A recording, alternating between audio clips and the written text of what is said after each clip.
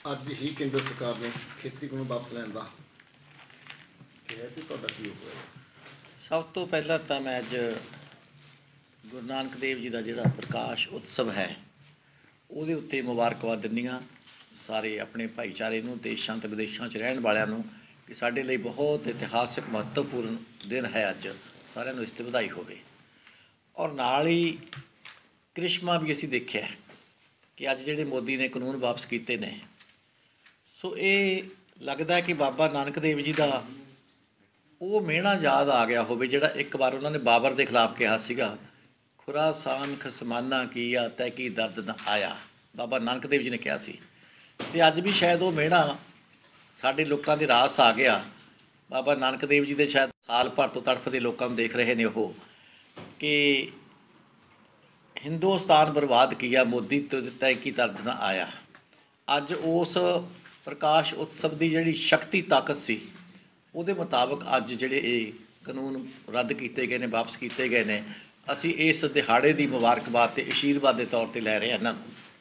ਦੂਜੀ ਗੱਲ, ਮੋਦੀ ਸਾਹਿਬ ਅਗਰ ਚਾਹੁਣ ਕਿ ਮੈਂ ਬੜਾ ਵੱਡਾ ਸਾਨ ਕੀਤਾ ਹੈ, ਮੋਦੀ ਸਾਹਿਬ ਜੇ ਕਰਦੇ ਤਾਂ 1 ਸਾਲ ਹੋ ਗਿਆ, ਠੰਡਾਂ ਗਰਮੀਆਂ ਔਖਾਂ ਸੌਖਾਂ ਕਿੰਨਾ ਖੇਤੀ ਦਾ ਘਰਾਂ ਦਾ ਨੁਕਸਾਨ ਹੋਇਆ ਉੱਥੇ ਬੈਠਣ ਕਰਕੇ।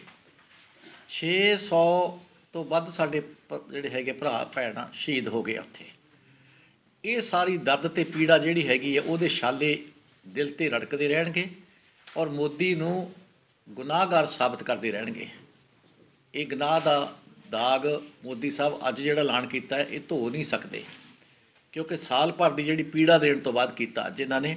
ਇੱਥੋਂ ਸਾਫ਼ ਸਾਬਤ ਹੁੰਦਾ ਹੈਗਾ ਕਿ ਇਹਨਾਂ ਦੇ ਮਨ ਵਿੱਚ ਕਿਸਾਨਾਂ ਜਾਂ ਇਹ ਕਾਨੂੰਨਾਂ ਨੂੰ ਵਾਪਸ ਕਰਨ ਦੀ ਕੋਈ ਭਾਵਨਾ ਹਮਦਰਦੀ ਨਹੀਂ ਹੈ। ਸਿਰਫ ਵੋਟਾਂ ਨੇੜੇ ਆ ਗਈਆਂ, ਇਹ ਦਿਨ ਤਕਾਇਆ ਗਿਆ ਸੀਗਾ, ਰੱਖਿਆ ਗਿਆ ਸੀ।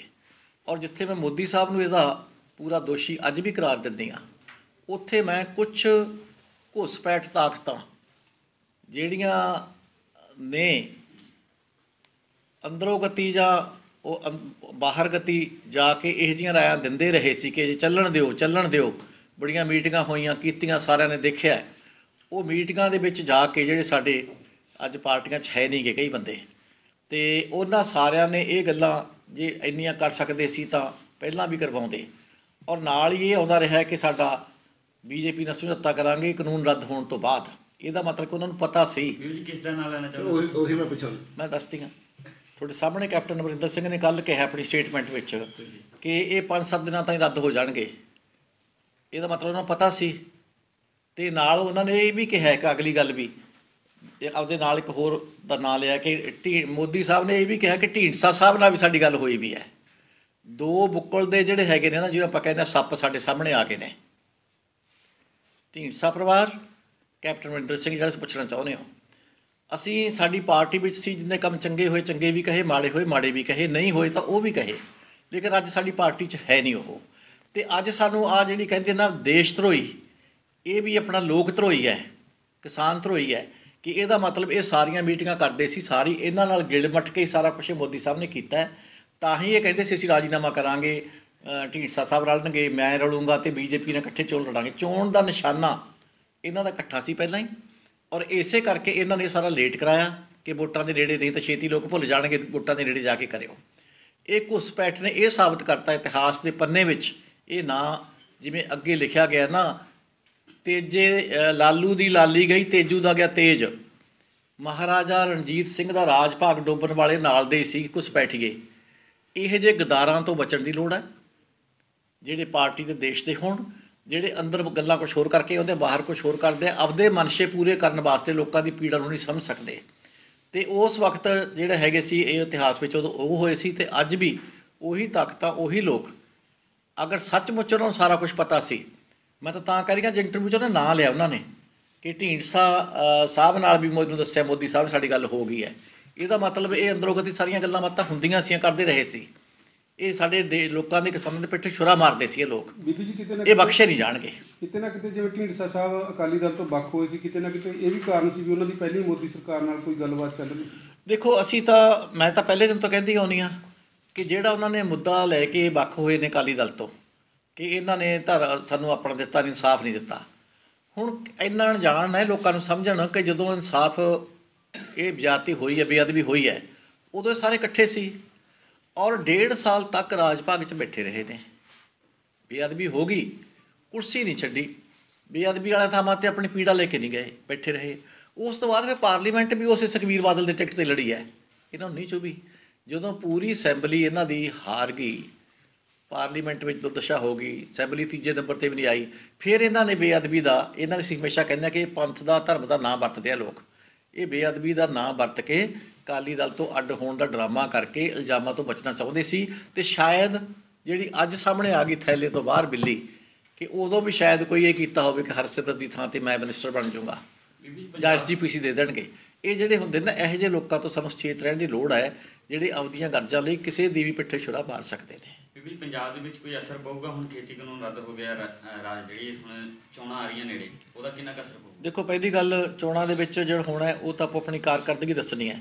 ਮੈਂ ਆਪਣੇ ਕਿਸਾਨ ਭਰਾਵਾਂ ਦਾ ਜਿੱਥੇ ਉਹਨਾਂ ਨੂੰ ਮੁਬਾਰਕਬਾਦ ਦਿੰਦੀ ਹਾਂ, ਉਹਨਾਂ ਨੇ ਆਪਣਾ ਪੀਸਫੁਲ ਤਰੀਕੇ ਨਾਲ ਸ਼ਾਂਤਮਈ ਐਡਾ ਵੱਡਾ ਅੰਦੋਲਨ ਚਲਾ ਕੇ ਕੁਰਬਾਨੀਆਂ ਕੀਤੀਆਂ, ਪਰਿਵਾਰਾਂ ਦੇ ਪਰਿਵਾਰ ਉੱਥੇ ਗਏ, ਕੁਰਬਾਨੀਆਂ ਕੀਤੀਆਂ, ਉਹਨਾਂ ਦਾ ਮੈਂ ਬਹੁਤ ਵੱਡਾ ਧੰਨਵਾਦ ਕਰਦੀ। ਜਿੱਤ ਉਹਨਾਂ ਦੀ ਹੋਈ ਹੈ, ਬਾਬੇ ਨਾਨਕ ਦੇ ਆਸ਼ੀਰਵਾਦ ਨਾਲ ਹੋਈ ਹੈਗੀ ਹੈ।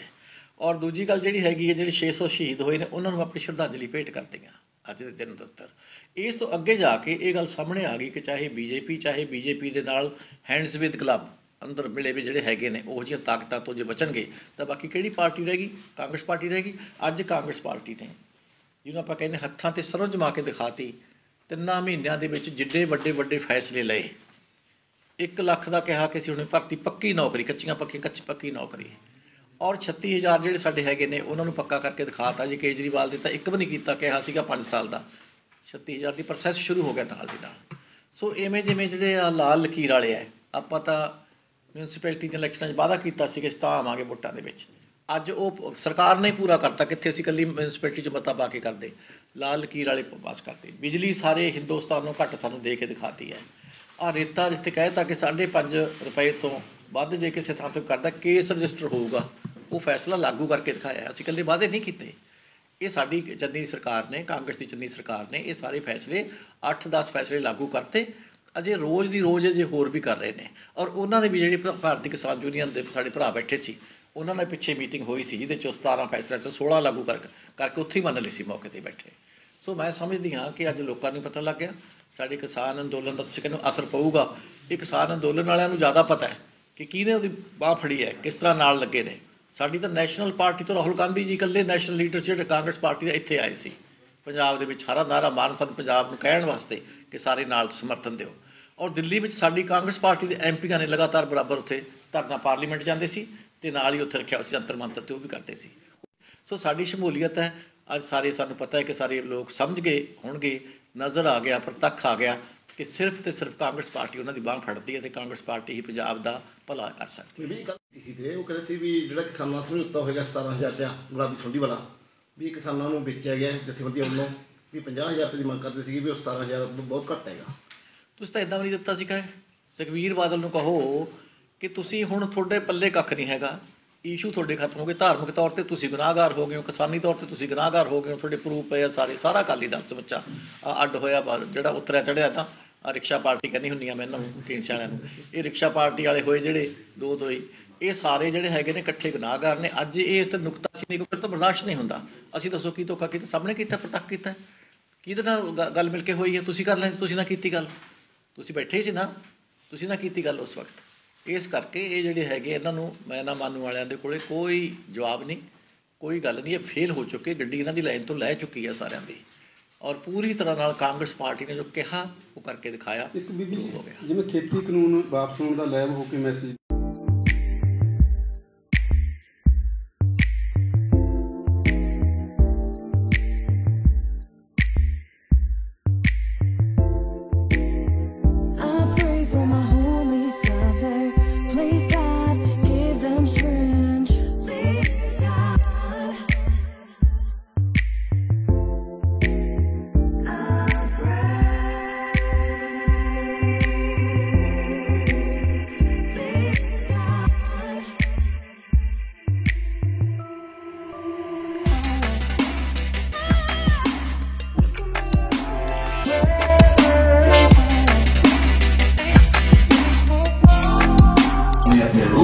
कार्ड का उपयोग करके नकद पाने के सरल कदम सीखें। काम कर रही एटीएम मशीन का पता लगाएं और एटीएम सेंटर का पता लगाएं। अपना एटीएम मशीन में डालते वक्त रुपए लोगो कार्ड के शीर्ष पर हो और यदि आप अपना कार्ड फ्लिप करते हो करने के लिए स्क्रीन विकल्पों की श्रृंखला प्रदर्शित करेगा।